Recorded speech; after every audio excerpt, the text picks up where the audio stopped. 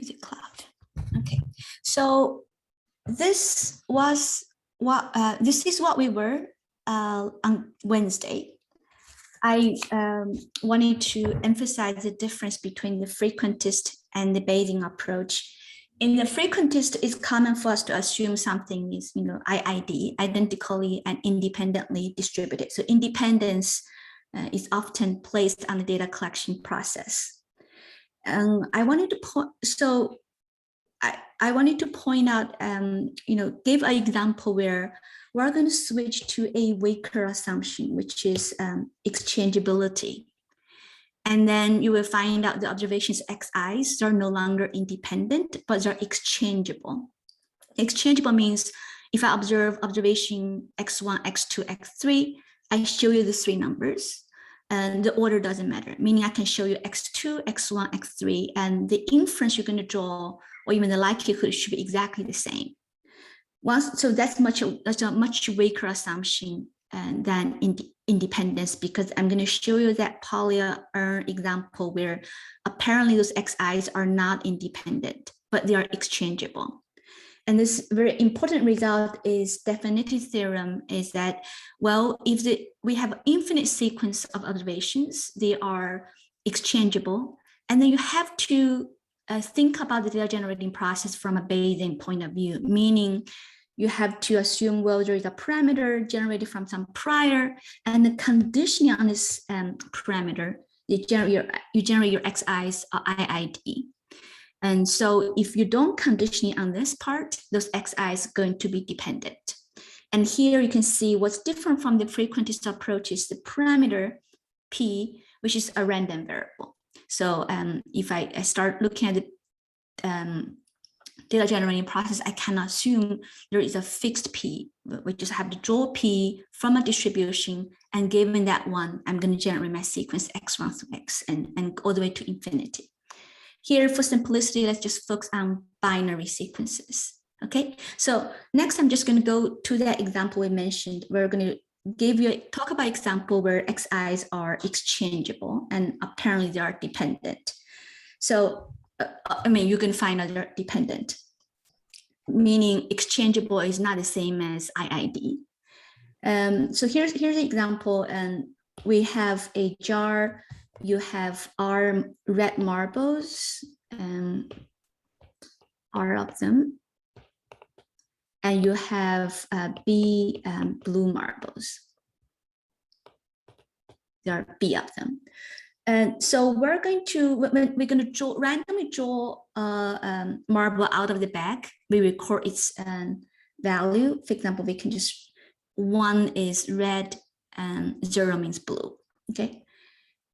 And then once we observe that random draw, we're going to put it back along with C new marbles of the same color of the one you just drew from this bag.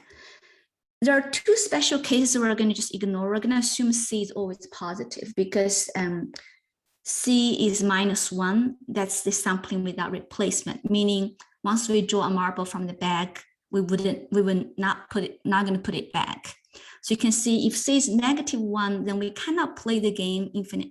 We cannot keep drawing marbles infinite many times because there are only R plus B of them. So that experiment will end after R plus B samples. If C is 0 and we know what that process look like, they're basically IID Bernoulli random variable, and the parameter is just going to be R divided by R plus B, right?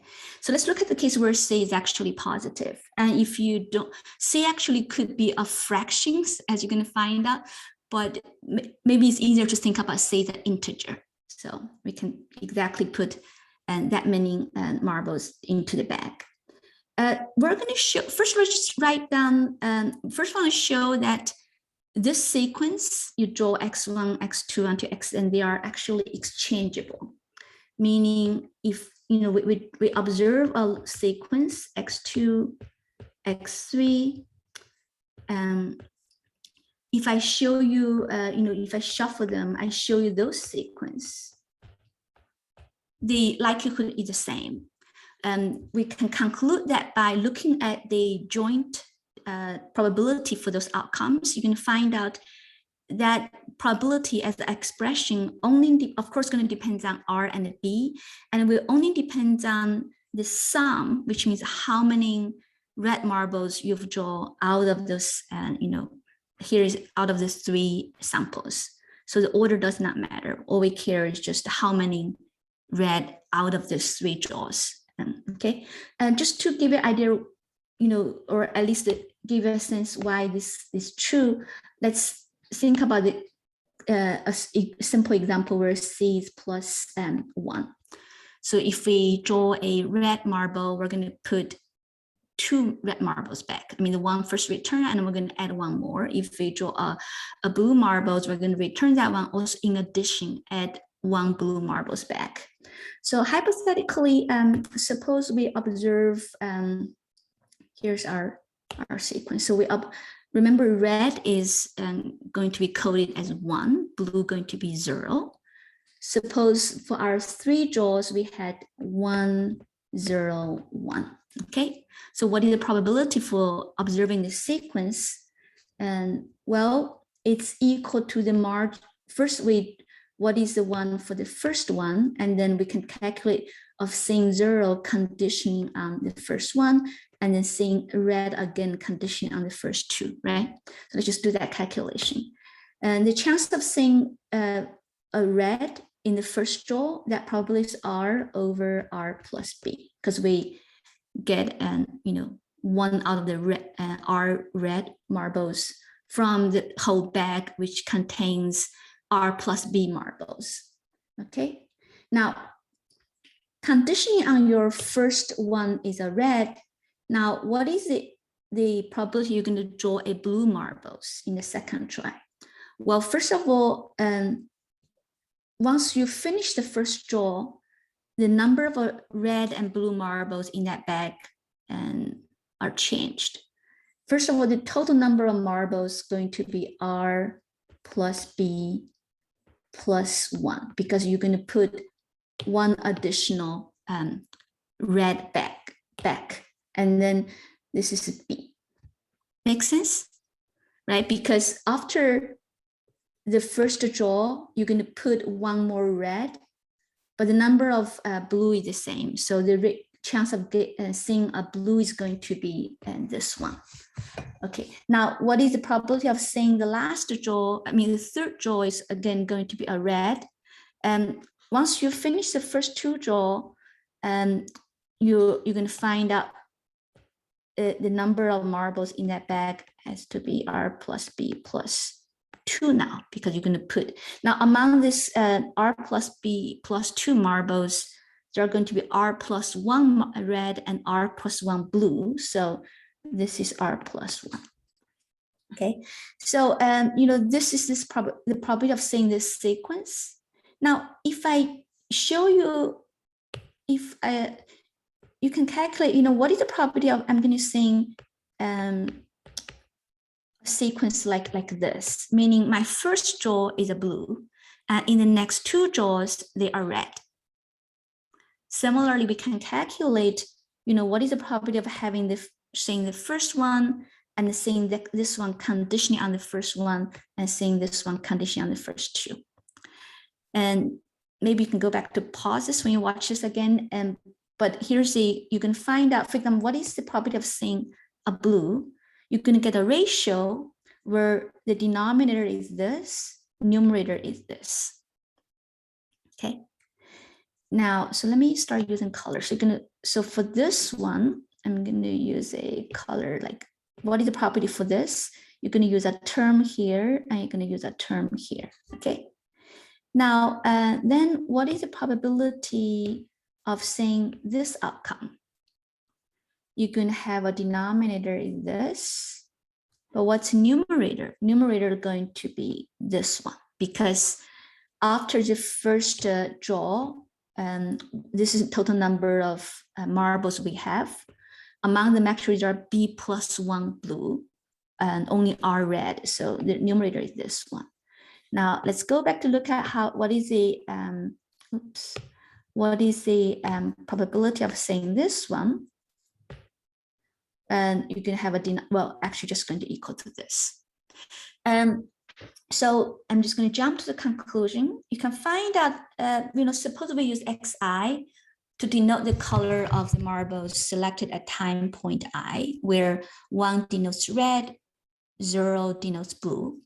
Then we're interested in calculating, this probability of observing a particular sequence x1 through xn.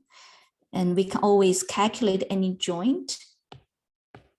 We can always calculate any joint by this factorization, something conditioning on all the previous observations. And you're going to find out it's equal to something like this. The denominator is always going to start increasing by number c, because every time we have to add c additional marbles, irrelevant to the color, the number of marbles in that bag will keep increasing. And on the numerator, you're going to find out, well, it all just depends on how many red you've observed in this n trial. You're going to see this part of this product, they're basically starting from R plus C, and just keep increasing by C, because that represents the number of red marbles. Among the S results, the numerator would look like this. And similarly, among the n minus S blue outcome, which decoded as 0, you're going to see kind of B plus 0, B plus C, B plus 2 times C, all the way here. So you can see the probability for those x1 to xn, they are exchangeable, because you can tell irrelevant and how I represent the sequence to you, what's matter will be just the sum. So if I shuffle them, they should give you the same probability. So this is a sequence. They are independent. Sorry, they're exchangeable. They are definitely not independent, because you can just easily calculate, well, the probability of x2 given x1 will be different depending on the value of x1. So they're not independent. So we know exchangeability is going to be a weaker assumption than an IID, because if something is IID, of course they're independent. They're exchangeable, right? Because if x1 to xn given theta are IID, that means you can write them as a product. Then apparently, this means this sequence is exchangeable. If I shuffle the order, this still give you the same product. Okay, so exchangeability. This is an example where a sequence is exchangeable, but not IID. Then how is this really with Bayesian approach? Well, it turns out you can rethink about this sequence, the data generating process, this Polyam data generating process, as a conditionally independent process, meaning here's what I'm just going to jump to the conclusion. That Polyam you can show that it actually, that binary sequence can be described equivalently as follows. We're going to generate a Bernoulli parameter theta, which is between 0 and 1, from beta distribution with, this, well, I shouldn't do alpha and beta. Alpha and beta here basically is equal to the A and R and B. I don't know why I said alpha and beta. So it's really R over C and B over C. So I'm going to generate a Bernoulli parameter from this beta distribution. And then I'm going to generate my x1 until xn, well, almost infinity, IID conditioning on theta.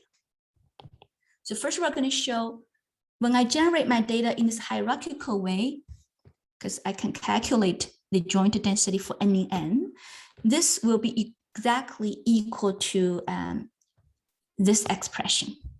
Okay. Now, if that's true, that basically means that this just motivates this kind of Bayesian thinking of modeling, because we can impose a weaker assumption, not IID, but exchangeable. but as long as we're trying to model something which is infinite exchangeable, then what the definitive theorem is telling us that's almost the same as thinking about you do have a parameter which is unknown, but it should be treated as a random variable. And then your data will be in IID conditioning on this data. So the observed likelihood of the data should be such integral. Okay, and this is still, it's not really applicable in practice because, but this is more like a way of thinking, like kind of explain, why this prior or trading parameter as a random variable, why they are not as strange and thinking. They're actually very natural if you are willing to relax this IID assumption and only assume them to be exchangeable. With that said, let me first explain why, if I generate my x1 through xn this way, and then that means our joint probability of x1 through xn will take this form, and we want to show that this actually exactly equal to the expression we just wrote before. It seems a bit strange why this is true. So let me give you some calculation and you can do the remaining after the lecture. So for example, well, let's just continue and do this calculation. This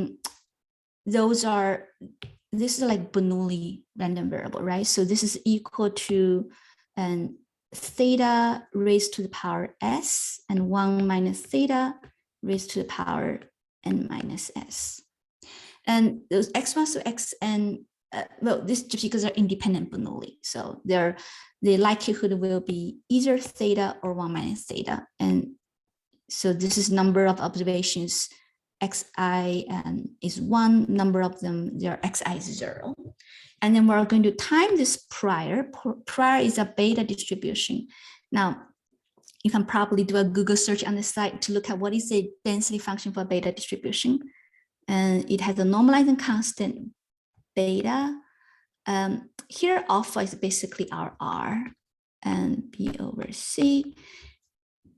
And the density function, except the normalizing constant, we have this theta to the power R minus, something like this, okay? And then this is an integral over the domain of theta. Theta is between 0 and 1 and d theta, right? And of course, this is equal to, let me continue the calculation. I'm going to merge things. I'm going to, first I'm going to take the constant outside.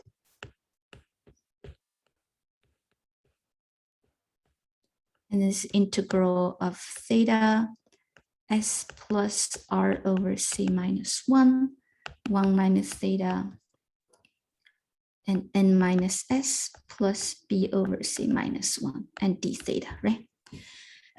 Well, how are we going to compute the integral and how are we going to compute this integral? And this is a trick we often use in statistics. Whenever we encounter some kind of ugly integral like this, you first just want to recognize, oh, this is actually the density function for another beta distribution.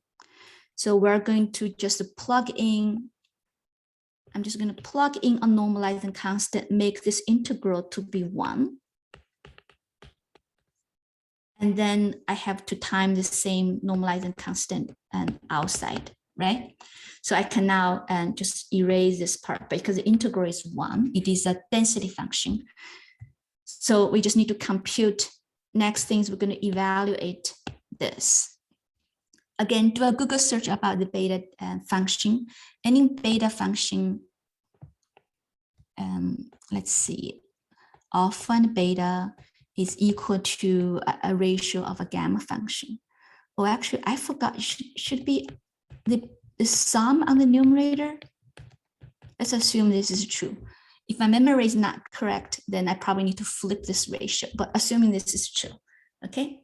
So what you're gonna do is you're going to just plug in this expression on the numerator and denominator. So what is this? So I'm going to erase some of those. Give me some space to do the calculation.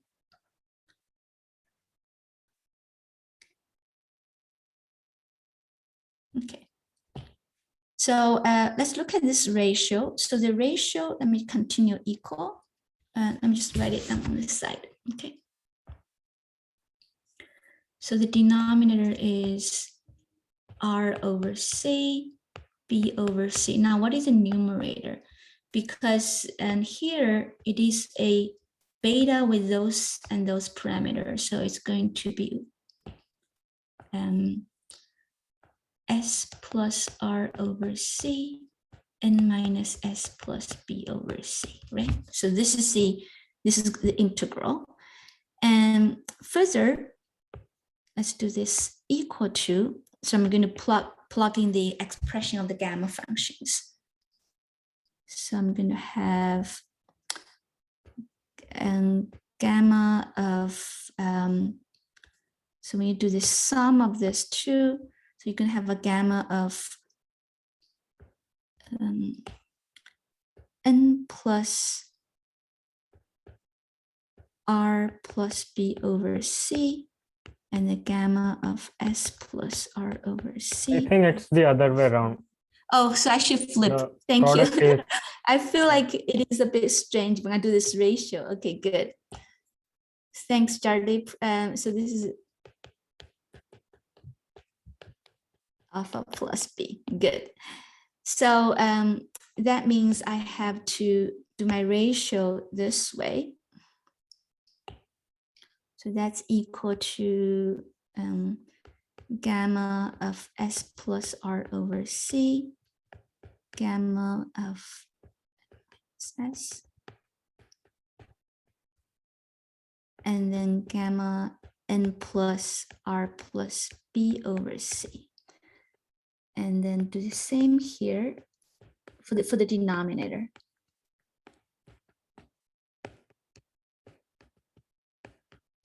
Okay, it's a very ugly ratio, but for some of you, you have done some calculations, some tricks. You can quickly realize there is a way you can simplify this ratio. So this guy and this guy, you can see they are two gamma functions, and differ by some constant integer and s.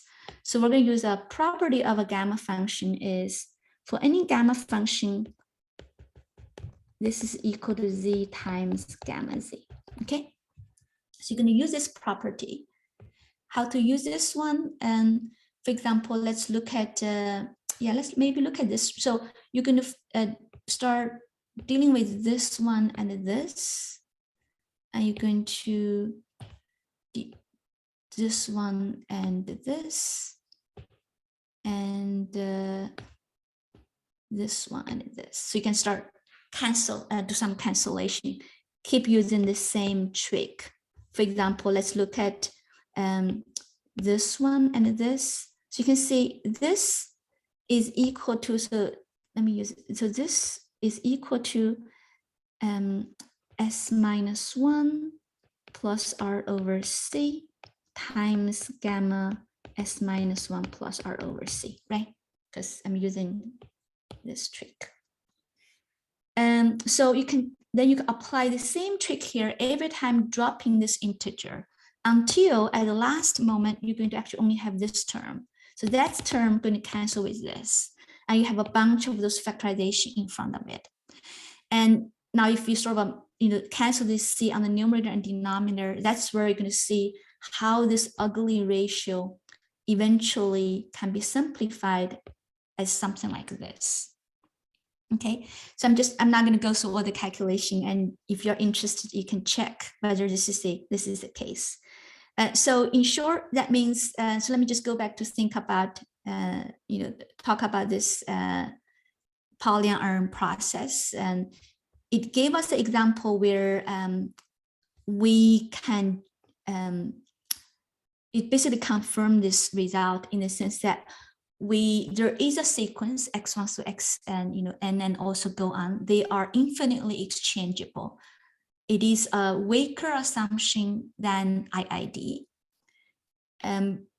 but it can be viewed as an independent IID in the sense that you can assume your unknown parameter is generated from some prior distribution, and conditioning on that one, they are IID Bernoulli with parameter P. And this actual statement is true. The definitive theorem is true for any data generating process, not just for this Bernoulli example. For Bernoulli is simple because for binary sequence, because for binary sequence and for binary random variable, there's only one distribution you can model it, which is the Bernoulli distribution. Okay, so this just try to explain sort of you can think about the definitive theorem is a motivation for Bayesian modeling. And this is why sometimes when you read paper, especially Bayesian paper, they will say, oh, we assume data or something are exchangeable. And the reason they want to emphasize that, just want to say that's a weaker assumption than IID. And that assumption will motivate us to think about our parameter unknown, but should be treated as a random variable. And it also show us how sometimes, you can think about your data generating process in this hierarchical way. We generate a parameter and the condition the parameters are independent Bernoulli parameters. Okay. Okay, so for the Polyam, we worked out the detailed calculation. We showed it is exchangeable, and further we find out this actually is exactly the same as the data generating process where our theta, sorry, this is a very busy slide. Theta is between 0 and 1. It is generated from a Bernoulli, and the hyperparameters are determined by the number of red or blue marbles in the original setting, and those x1 to xn are conditionally IID. Okay, so we are done with this. Let me just go back to talk about the mixture model, because I want to give you another example where we benefit from the Bayesian thinking. We're going to talk about the model-based clustering. We covered that before. The mixture model is a way to do clustering. One of the important required input for mixture model is the number of components, K. It has to be pre-specified. I wanted to explain, how in a Bayesian framework, you can actually very naturally lead to a clustering procedure where you don't need to specify K, that K will naturally increase when you are handling more and more data. There are many ways to think about that modeling process, and you may heard jargons like Dirichlet process or Chinese restaurant, but they're all equivalent, but it's a different way of describing the underlying process. Okay, so let me just refresh your memory about that Gaussian mixture model, and where here is the extreme case where like only 2 components, because I think we went through this in class and also in your quiz. In the assignment, coding assignment 4, we work an example where this data actually 2-dimensional. So for Gaussian mixture model, where we have this is our data, and let me color this. The data are in green and parameters are in red, but we also have parameters like the latent variable, unobserved and latent variable. So parameters and unknown parameters and latent random variables are basically equivalent because they're all random variables.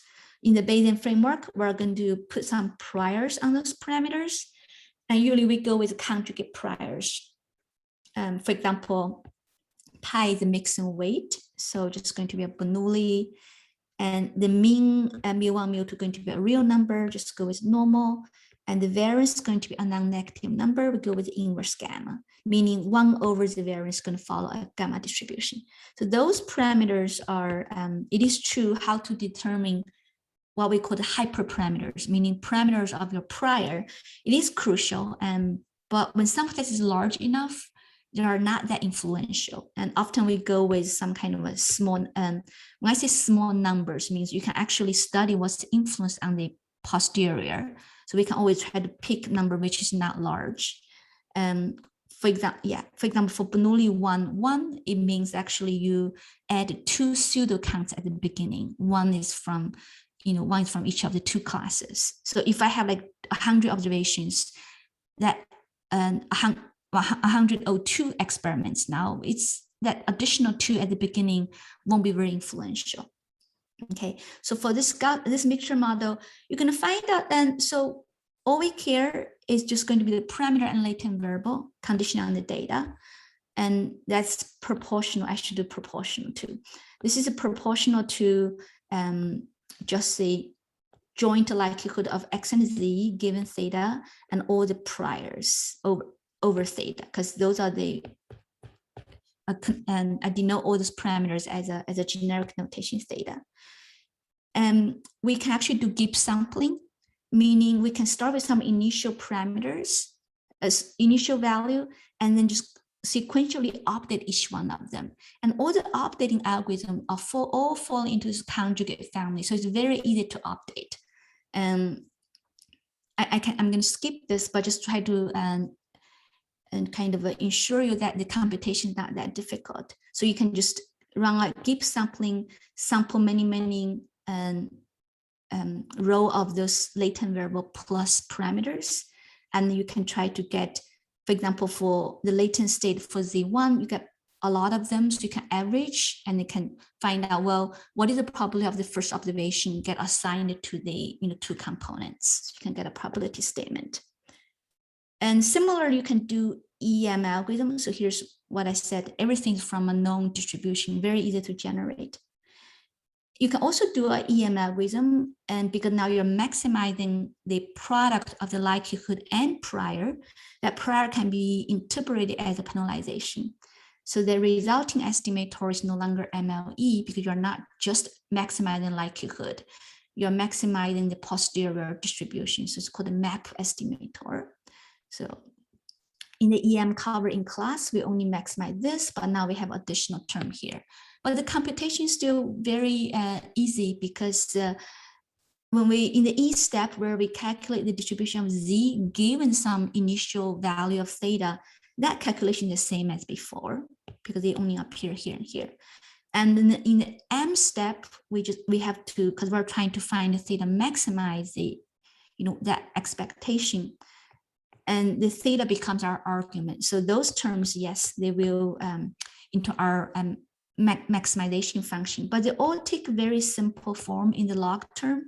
So the calculation is also, not difficult to implement. Okay. Okay, so there's just adding some steps about, what kind of updating for this map estimator, how is it different from MLE? It's just very, very small difference. And all those difference can be interpreted as sort of a regularization. For example, without the beta prior for this W, which is a mixing weight for the 2 components, when we do MLE, we just update W by, the gamma plus, I think somebody asked on campus wire, and Ebo explained, basically this just tried to, this plus here just means sum over that index. So when we try to update W, you just basically count how many times in the probability, like what is the probability of all the observation? If you sum them over, what's the total probability the n of them belong to class 1? You normalize by n, then that's your W. But now if you have additional here, it basically just add some kind of pseudo counts here, just this one plus some additional number from the prior and then divided by n plus something. So the updating is also very easy. Okay. Now let's go back to talk about how we're going to extend this to get infinite many components, right? We just described how we're going to do Bayesian modeling for 2 components. And let's first talk about how we're going to do K components. K is still regarded as fixed, okay? So the mixture model will be specified this way. The W1 through W capital K will be the mixing weights, they sum to 1. And theta K will be the component specific parameters. And usually, because W is not a probability vector of K dimension, we cannot use beta as a prior anymore. We go with the Dirichlet distribution. The Dirichlet distribution, which I covered on Wednesday, is basically an extension of the beta distribution, is a distribution over a probability vector. By probability vector, I mean, well, you have your W1 until WK is a vector in K dimension.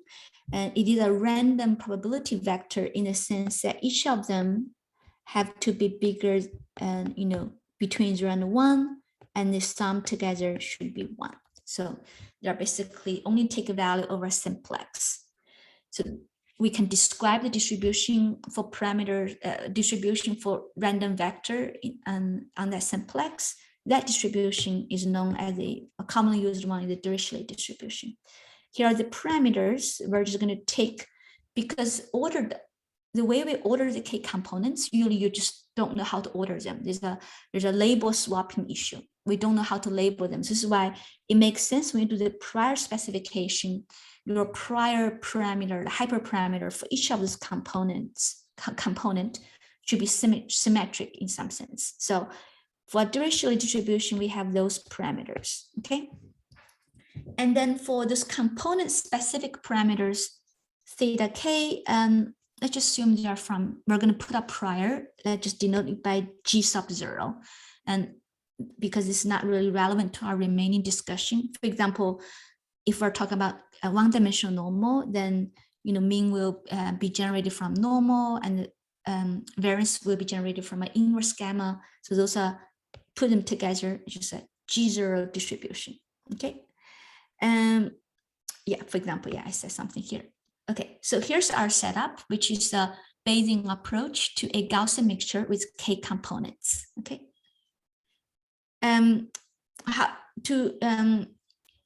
Equivalent way of describing this Gaussian mixture model is to introduce a latent variable x, and in addition to xi, we're going to introduce a latent variable zi, and it will follow such a categorical multinomial distribution with parameter wk, and then given zi is equal to k, this will generate it from conditioning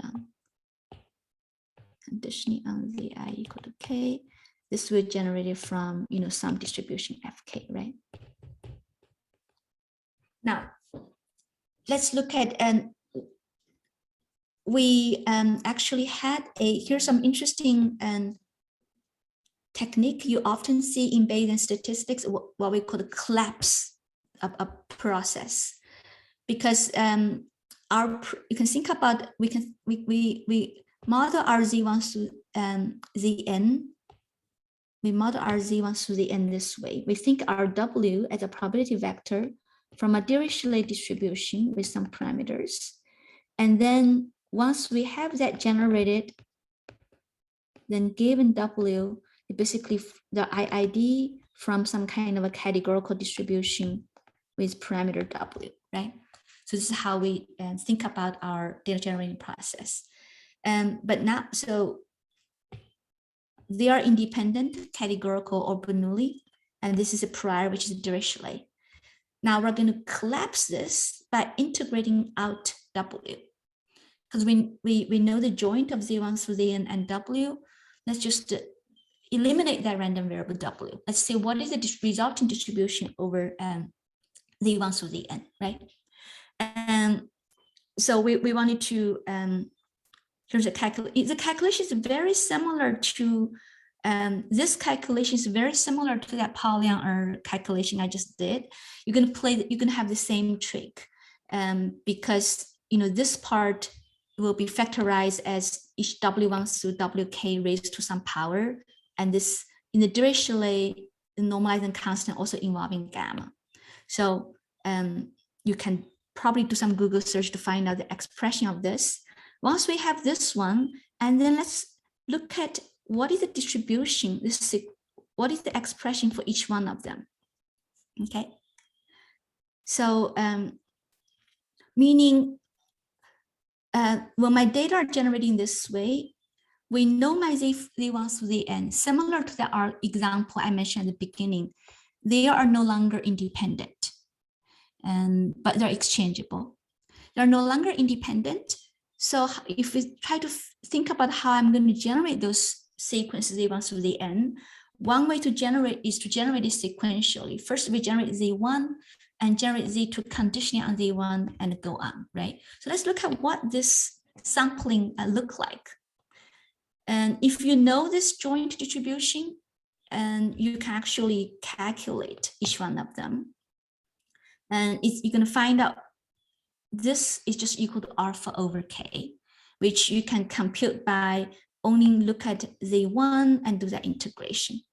So it's equal to alpha over K, meaning for Z1, which is a discrete random variable taking K, capital K different values, we're just going to generate this from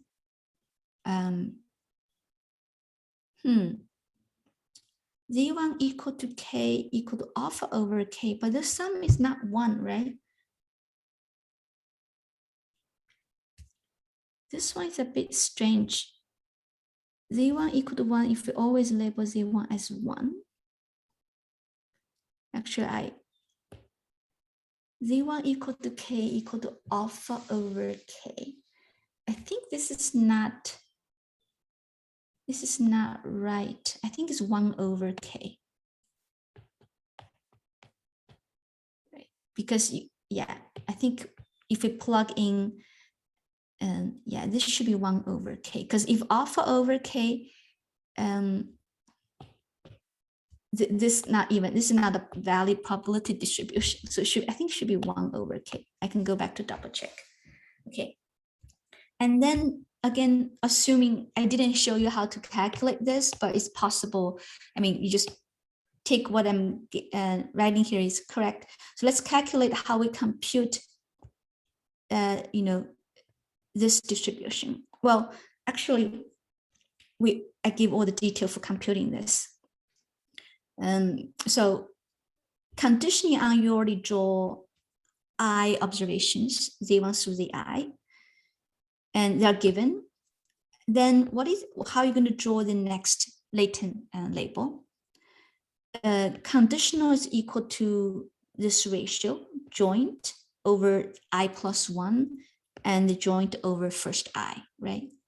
Now, each one of them, because by this generating process, you can write down, well, condition on the W through WK, they're multinomial, and then you then time the Dirichlet prior and integral over W. The Dirichlet prior will contribute those additional alpha over K.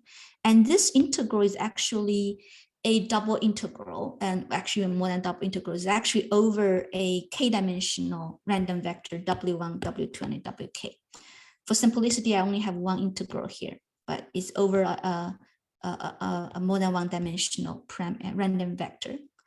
So you can see in terms of, I mark this part because the first I observations, they're how many of them in class 1, how many of them in class K, they are determined. So this sequence and this sequence, they only differ at the count for K, because on the numerator you have one additional count.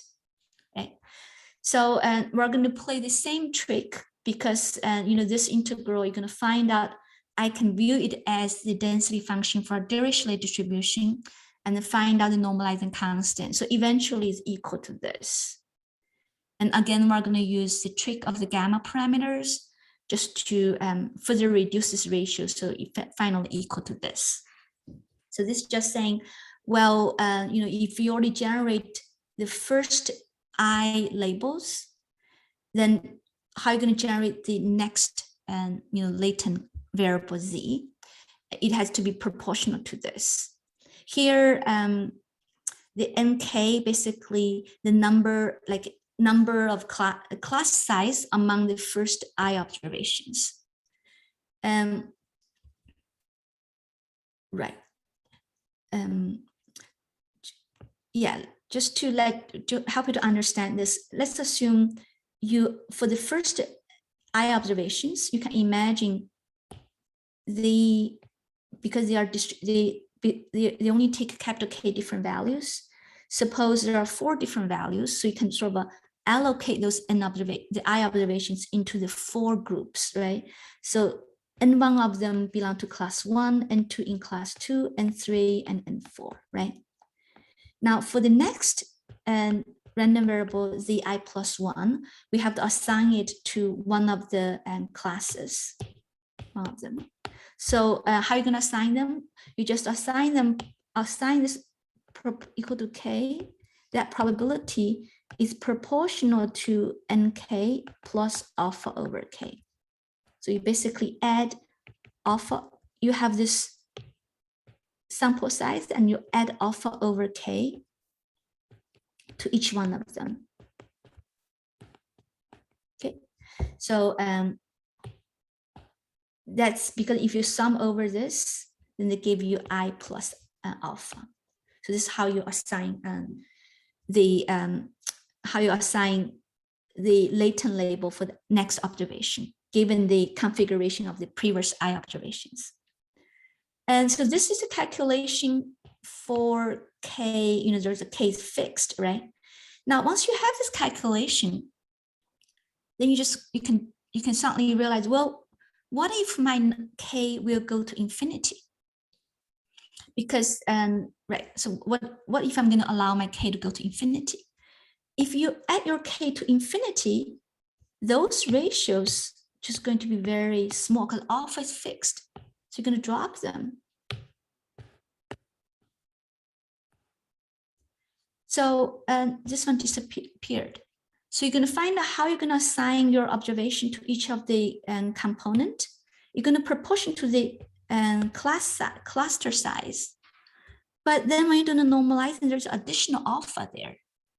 So you're going to find out actually, once you let your k go to infinity, which is the number of clusters, you can think about your process like this. Well, I'm going to assign my first one.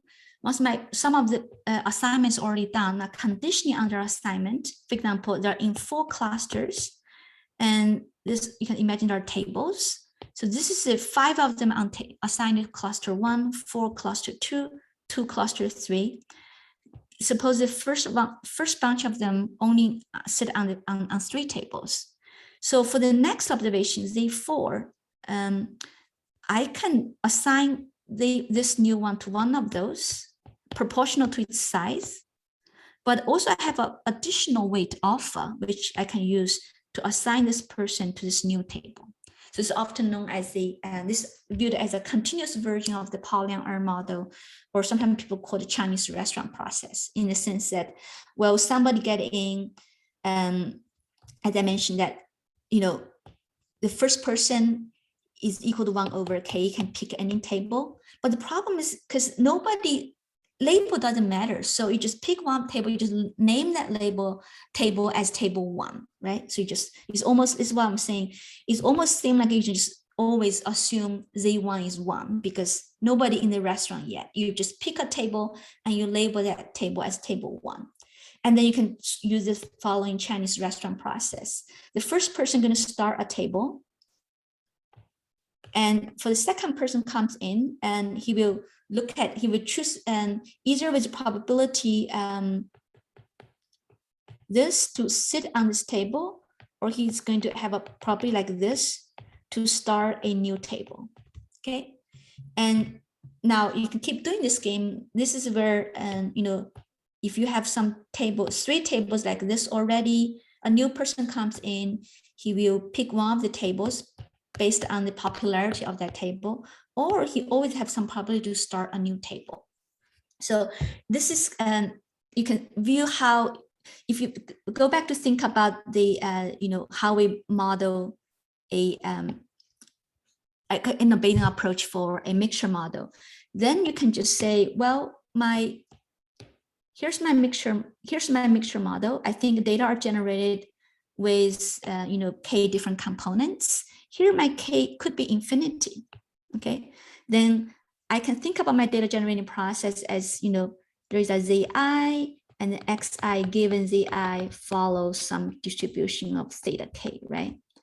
So my zi going to use a Chinese restaurant process. And if that zi going to start a new table, there's no parameter yet. For any table, there's a parameter associated. But if they are going to start a new parameter, a new table, there's no parameter, then we just generate the corresponding new k, theta k, from that G0 base measure. I can see this will be my data generating process. In this process, there's no fixed number for the number of clusters. My k actually can change, especially when n is larger and larger. When I get more and more samples, it's more likely I'm going to have more tables or more cluster components. And so I think I'm just going to stop here today because this is a very, very brief introduction on this topic. I'll be more than happy to see a bit more when I get time in the future. So this is just give you an idea that if we study the mixture model in a Bayesian framework, and there's a way we can do a mixture model with infinite many components, or equivalently, we just don't specify number of components k here. And now you might be wondering, well, this idea of allowing somebody to start a new table seems natural. We can always do that, right? So I can, for example, when new customer come in, he can with half probability, he will probably, if there's like 3 tables, so this is a new, he can always use with a half probability, he will just pick one of the tables randomly, and with a half probability, you're going to start a new table. That will be a process that you can, generate infinite many components. That's true, but that's not a Chinese restaurant process. So what's so special about this kind of a weighting, which is something you probably won't be able to see that or won't appreciate this moment, is this is only talking about the prior specification over Z, okay? But what's really important is later on, like in our inference, is how you're going to do your inference given your data. You want that computation easy. So there's one interesting feature about this Chinese restaurant process involving Z and theta. The way we generate Z, it is exchangeable. And that's actually very, very crucial. I'll just say a bit more why this will be relevant, because when we do our updating, similar to the Gibbs sampling I mentioned, every time you have to try to update Zi, I is the ith observation, conditioning on all the other latent label and the data and some parameters, right? Now, because the way we describe the Z's is in a sequential way. So Zi, we generate those and then generate Zi and go on. And so we're actually not going to use that data generating process to do this. We're going to use a very important feature of this Chinese restaurant process is the distribution over Z1 through the N are always exchangeable, meaning I can always assume my Z, I can shuffle them. It's almost like I think my data are going to actually are generated this way.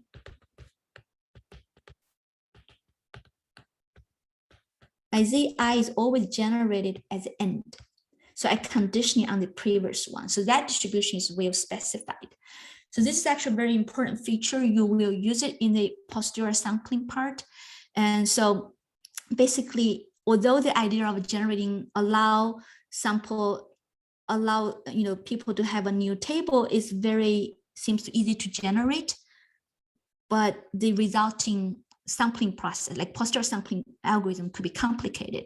But that's what special about the Chinese restaurant process, and they utilize this exchangeability to make the computation much easier. Okay, so I'm just going to stop here because this may be too much for students. And if you're interested in this topic, you can do some Google search using those keywords like Chinese restaurant process, Dirichlet process, clustering, etc. And feel free to ask me questions during office hours. Okay, I'm going to stop recording.